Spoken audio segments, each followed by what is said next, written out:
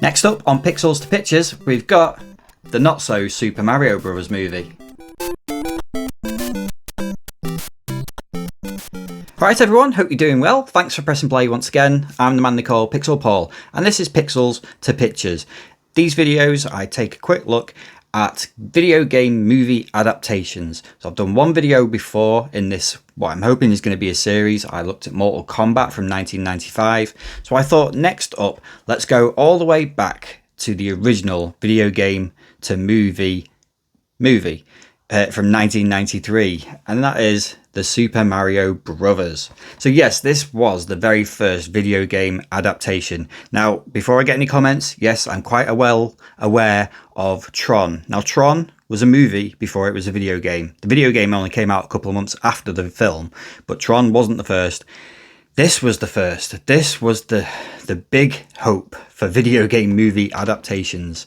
So it had never been done before. Obviously, Hollywood had always sort of latched onto books and stage musicals and that sort of thing. But video games was completely new at this point. Video game to movie, and this was the one they were pinning their hopes on. So yeah, the rights to this were bought. The movie studio decided to throw a reasonable budget at it. It was at $42 million. And it felt at the time possibly like, a surefire hit. Mario was arguably the most recognizable video game character at that time.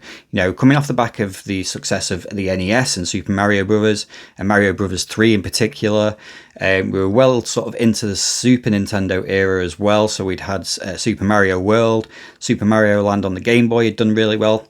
So it felt like Mario, well, to someone, it probably felt like Mario was going to be a surefire hit.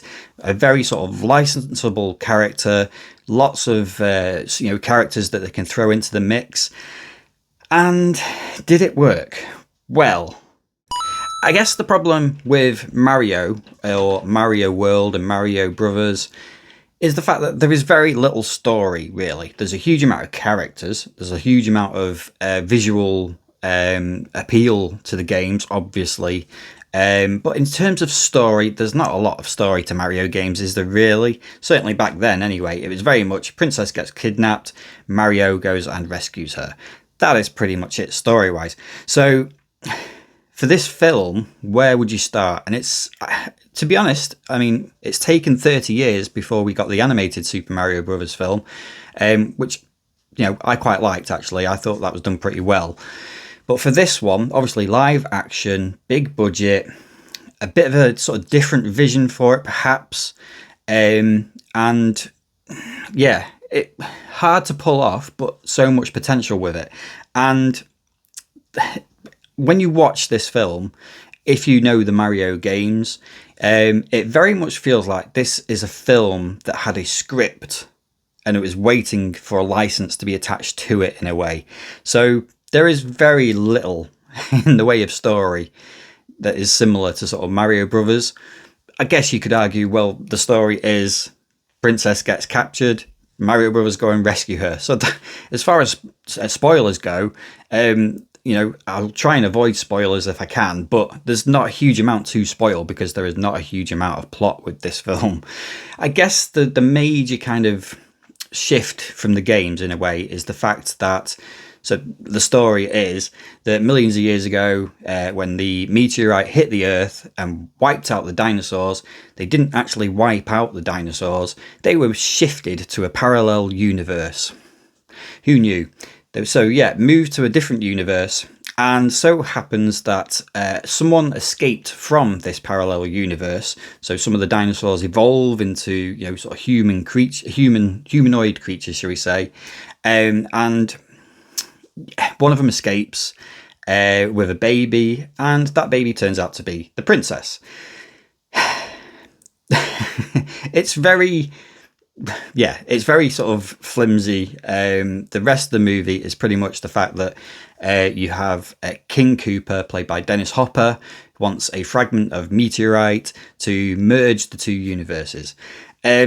And that's as complex as the story gets, really. So you've got Bob Hoskins as Mario. You've got, like I mentioned before, Dennis Hopper as King Koopa. not King Bowser, who I'll mention in a bit, King Koopa. You have Samantha Mathis as Princess Daisy, not Peach, and you have John Leguizamo as Luigi. It's not a complete sort of Z-list cast, you know, Bob Hoskins, Leguizamo, and Dennis Hopper, you know, big name actors at the time. So, yeah, not a dire cast or anything like that. There's also Fisher Stevens is in there, who you might know from, I'm trying to think, Short Circuit 2 and Short Circuit, and he was in Friends once as well. So you may know him. There's a few other faces who you may recognise, so there's not a massive cast list, but, you know, the top names that are on there are sort of relatively well known, and they do their best with it. But, yeah, the whole sort of premise of the film set around this kind of idea of the dinosaurs. Dinosaurs and Mario, okay, I suppose you could argue around that time, 1993, Super Mario World. Mario World had dinosaurs in it, but you wouldn't sort of say dinosaurs were the main kind of focus of the Mario games. Okay, you have Yoshi, and Yoshi makes an appearance in this film, looking more like a baby raptor. So yeah, the dinosaurs thing is very odd in a way. But there are a lot of Nintendo references in there, and that's kind of why it does feel like things have just been tacked onto some sort of script that they held before. So you have things like references to Thwomps, Bullet Bills. What else is there? There are Bob-ombs in there as well. There's black Super Scopes. Super Scope 6, I think that's what they were called. 6 was I think so. Probably the most use the Super Scope actually got, so yeah, there's mushrooms in there. But yeah, they all feel like things that if they weren't there, you wouldn't particularly miss them from the film. They don't particularly make a huge difference to the film. But they are kind of thrown in there and tacked in there a little bit, either by named or sort of seen in the background.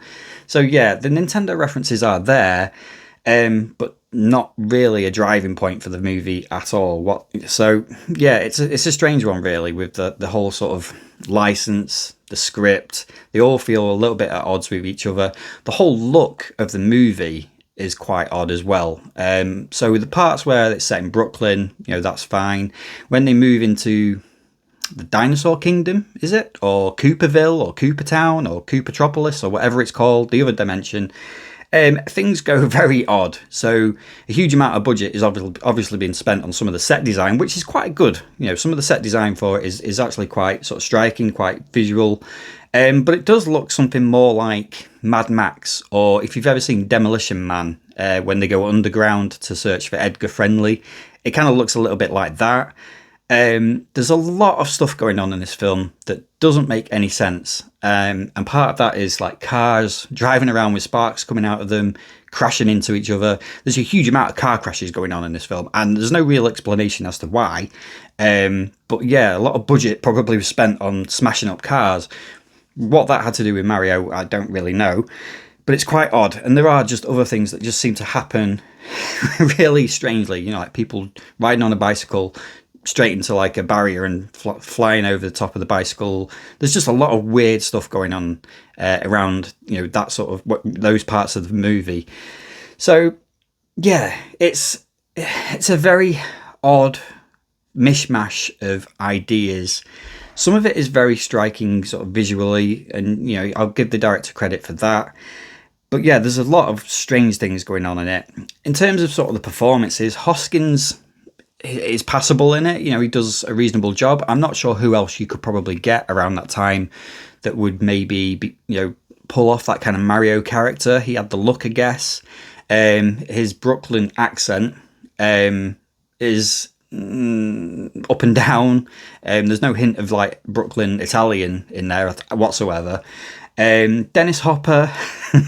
Poor Dennis Hopper. It's not the movie you would want to remember Dennis Hopper by. I'll always remember Dennis Hopper from probably Speed, to be quite honest. He's done, you know, so many other movies that are so good, but I'd like him in Speed.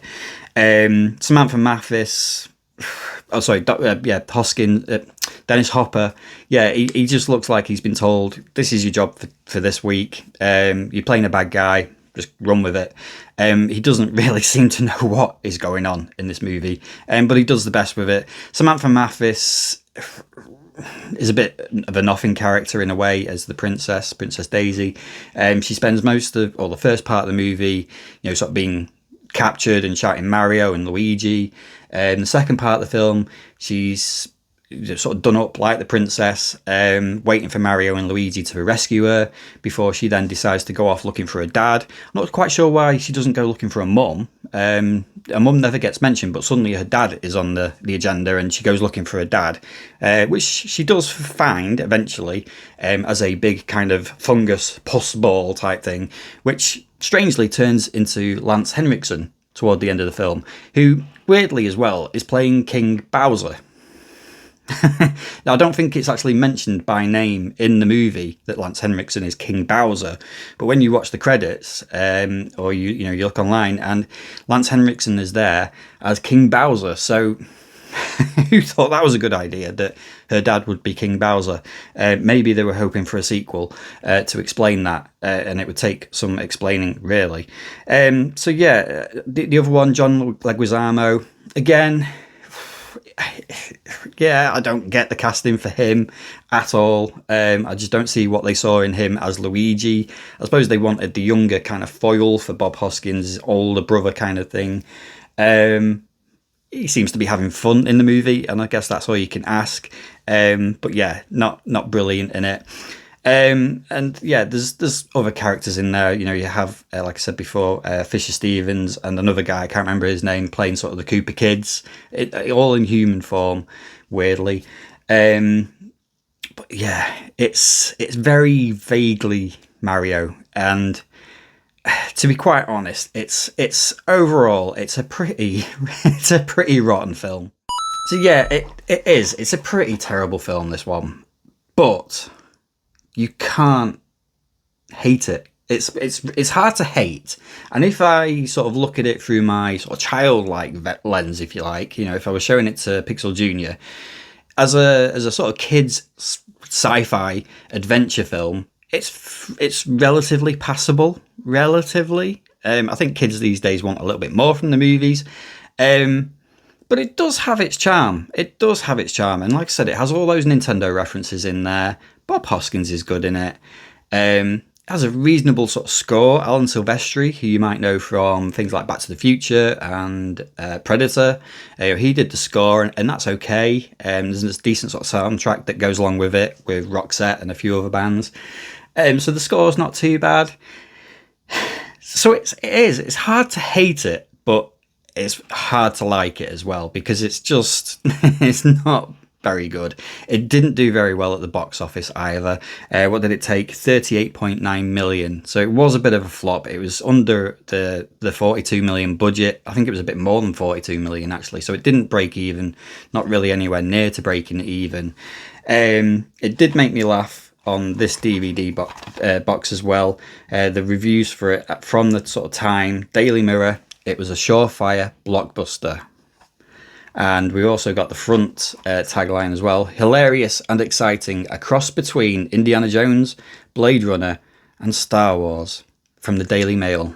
Who wrote that? Because I can only imagine they were not in journalism for that much longer after writing that. Unbelievable. So yeah, it's just a weird film. Lots of weird decisions in there. Goombas that are 7 foot tall with tiny dinosaur heads. Toad as a middle-aged kind of, I don't know, busker type character who gets turned into a Goomba. Strange decision.